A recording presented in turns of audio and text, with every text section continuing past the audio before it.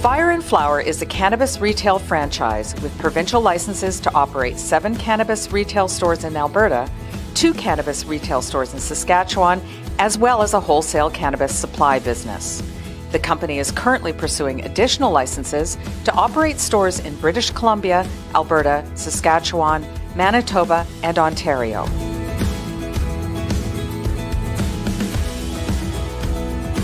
Fire and Flower stores recently surpassed $10 million in sales since legalization. The company had 5 locations open on October 17th and has since doubled its retail footprint. Fire and Flower began trading on the TSX Venture today under the ticker symbol FAF. Joining me now is the CEO of Fire and Flower Holdings Corp., Trevor Fencott joins me. How are you, Trevor? I'm well, thanks. Excellent. First day of trading, over 3 million shares traded. That's not too shabby. That's a lot of shares, yep. Yeah, great. So tell me, what is the Fire and Flower story? So the Fire and Flower story is we are the leading independent retailer of cannabis in Canada. And what I mean by that is, on the one side, our competitors are vertically integrated licensed producers who produce a product they're actually selling at retail. And the other side, we have what I call revectoring businesses. So retailers or other businesses with a legacy business that are coming into cannabis as kind of their growth story.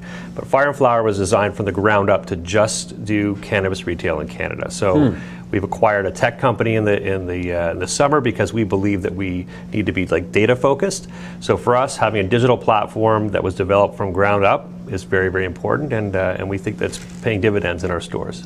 Right. How many stores do you have? We have 9, 7 actively selling in Alberta and 2 in Saskatchewan. Oh, that's fantastic. Any plans to expand to Ontario? Absolutely, absolutely. So we actually just did press release this morning that 2 of our agreements with lottery winners in Ontario have been posted for public notice.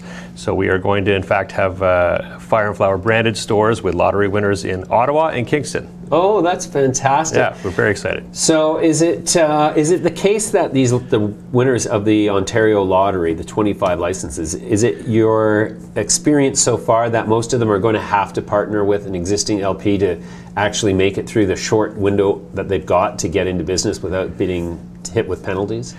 I think that it is realistic that people are going to need help, whether that's from someone in the cannabis industry or a normal retail industry or the real estate industry. I think that's sort of up for discussion. But I think they are going to need help because most of the people, could open a store, but to open it on the April 1st deadline, I think is going to be tough. But also, it's not just opening a store; it's running a regulated retail business. So it's not just a variety store or a Gap or something like that. This is a regulated endeavor, which is going to be a challenge. Yeah. Even Starbucks, when it identifies a new location, takes 6 months to get it ready. So that's right. I always thought, what was the thinking behind that genius? Anyway, so that's good to see, though. So they're going to salvage the situation by letting companies partner with the LPs. That's a relief. Is there a limit to how many stores you can have in Canada? Well, in Canada, it's done by province by province. So in Alberta, where we started, there's a limit of 15% of the available licenses. Oh, okay. So there's a cap there per corporation. And then in Ontario, ultimately, I believe the limit will be 75 per entity, and licensed producers are not able to retail in the province. Okay. Don't licensed producers get one store location at their point of manufacture? I believe, yeah. That's it? Yeah. Huh. Very interesting. So how has sales been going? Sales have been going very, very well. I mean, I think we've published some data, which is the first 90 days of sales in Alberta and Saskatchewan were $10 million in revenue from 9 stores. Wow! So that was quite in 90 days. In the first 90 days, yeah. And what is the gross margin? The gross margin, we're aiming for 50. I think it's coming in at about 40%, but we haven't even got our higher margin items like the apparel line that we have, as well as other things like accessories. And ultimately, we believe our data platform will be very high margin for us. You bet. You bet. Any plans to move into the United States at all? Well, I think for us to move in and own stores, we would want to be, of course, sure that it's completely legal at all 3 levels of government.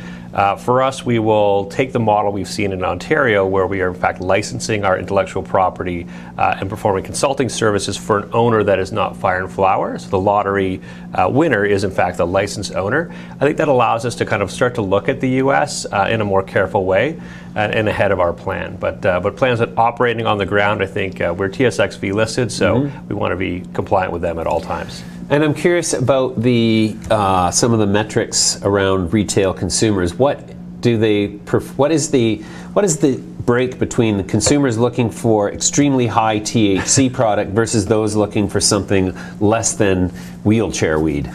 Yeah, I think that's interesting. In the beginning, we certainly saw a fixation on high THC, and that was what we saw go out of the door very, very quickly, day 1 and perhaps week 2.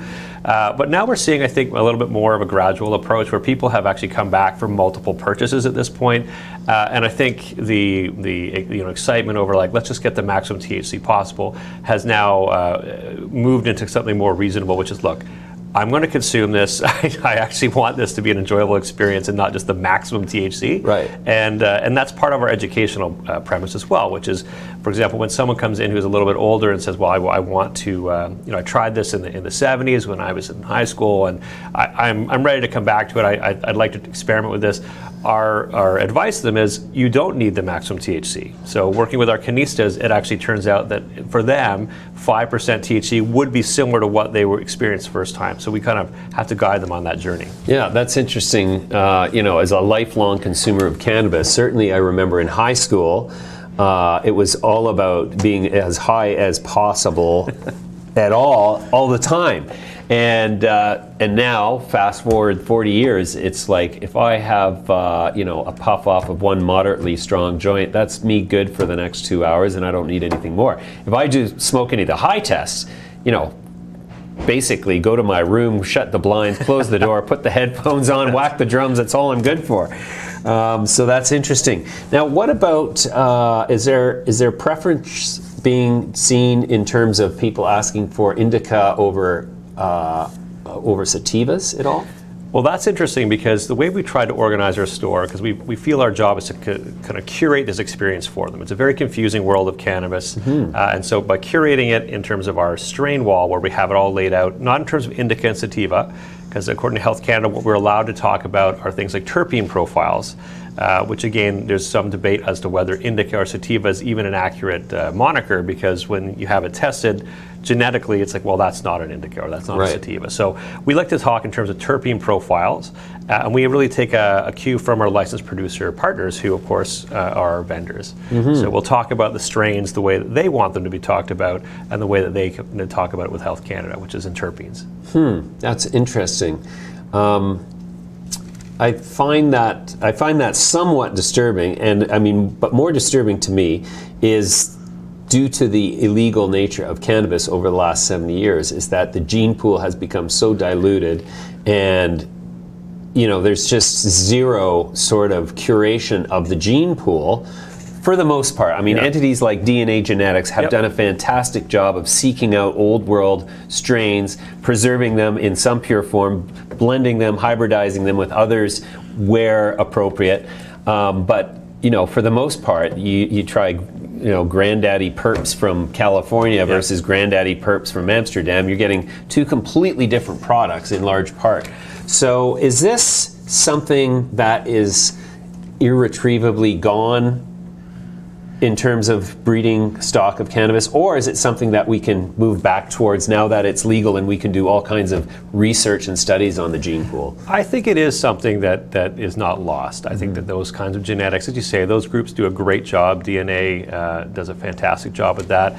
I think what we're going to see, though, is the new strains embraced for what they are. So instead of calling them, OG Kush or whatever it is that actually may not be the right moniker anymore, we'll have new names for these things. And our job, certainly as a retailer, is to curate this experience and explain some of these things to our customers. So, of course, as we get more research options available, I know UBC is actually doing some sort of genome testing for varietals. I think that kind of stuff is going to be important. And as the licensed producers become arguably what they should be, which is product companies, not sort of raw product producers anymore, but kind of product companies, that kind of research is going to be a key differentiator for them in terms of communicating to consumer. This is not just this genetic, this is a modified genetic, and that actually itself is a product. Right, right, which some people will seek out. Yes, well, exactly, because it's all about this and your body, like the genetics of the plant, and then your human genetics give you the experience. Right? Yeah. So at $10 million for your first 90 days implies a run rate of $40 million per year. Is that what your expectation is? Well, certainly we saw a little bit in the beginning, which was lineups around the block. That sort of stabilized very quickly in the first week. So we are actually saying that our run rate is going to be significantly higher than our earlier estimates. We use the MJBiz fact book data of about $1,200 per square foot, which is the aggregated US data, and applied it, well, no discount just to Canada, let's see if that works. And that gave us about 2.1 million per store per year. And that's how we modeled the business originally. It looks on that, if we can keep that pace up, we're on track for sort of 4 to 5 million per store per year, which is impressive. So getting back to the preferences of your customers, what percentage are looking for premium dried flower versus what percentage is looking for everything else, primarily extracts? You know, I think that it's very, very dominantly flower at the moment. Okay. But I don't know if that's actually because that's what consumer preference is, or that is what is available. So we really don't have, I believe, a representative product mix that compares to the black market. So certainly our experiences in store are that our customers are coming, and I don't believe a lot of them are coming from the black market. I don't think that we're displacing the black market at this point, both in number of stores, but also products available, and also delivery methods available. So, for example, in Saskatchewan, where we are allowed to do online ordering, we're allowed to do delivery, it'll become closer to a black market experience, and we'll start to displace those. But in terms of what a store is available, but products are available right now, it would be dominantly dried flower. And the extracts and the oils are really, if you think about it, it's an analog to the medical system. There's been no new product developed yet for the recreational market. It's an extracted, maximum of 30 milligrams of THC per milliliter product. We all know the Health Canada specs on that. So there's going to be some product development that's required, I think. Interesting. All right, Trevor, well, we'll leave it there. Congratulations on getting public, and we'll come back to you in due course and see how you're making out. Thanks for joining me today. Thanks for having me.